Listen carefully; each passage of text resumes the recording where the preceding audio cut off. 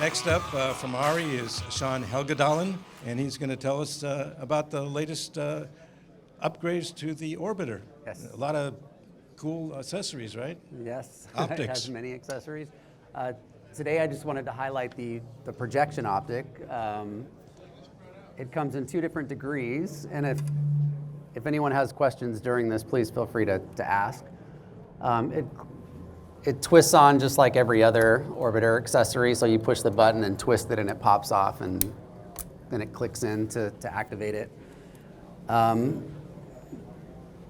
unique thing about this optic is it's made more akin to a camera lens than a lighting lens, really. So what they've done is they've tried to be much more precise in terms of the focus and the cutability of it. So I can focus it either from here,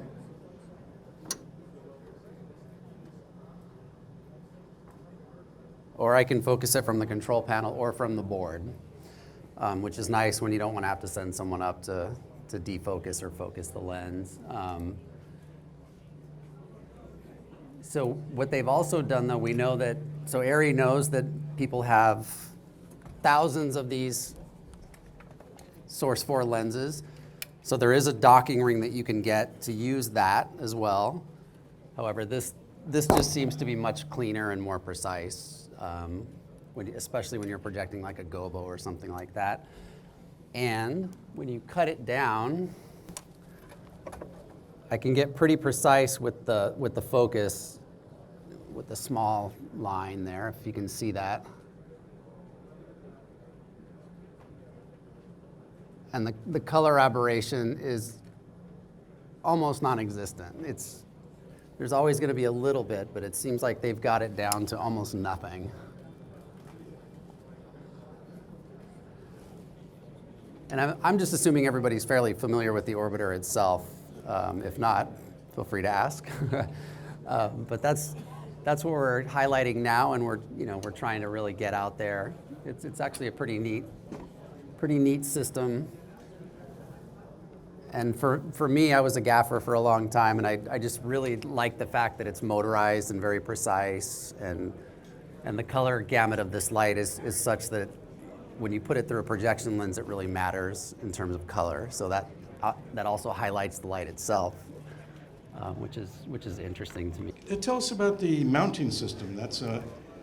Now this mounting system electronically communicates with the light? Yes. So there is an electrical contact here which will tell the light what's on it. So whether it's a softbox or like I have the bag of light back there, that's like a softbox attachment. So it lets it know that it's our projection attachment, so it knows to activate, that it needs to control the motor. And then there's other accessories like the Fresnel that would do the same thing, where it needs to activate the flood and spot, which I could control from the controller. And I believe that also gets recorded as metadata? Yes, you can record it as... Which is getting to be more and more important as we... Yeah, and there is an SD card slot on here as well that I think in the future you'll be able to put an SD card in there and get all the metadata off of that. So it's like a computer with a projection attachment. Correct, yeah. As most lights are becoming, they're more and more intelligent. That data becomes necessary for our programmers. So. And we also have to keep up with the technology to figure out how to use it. Okay, nice presentation. Thank you. Thank you, sir.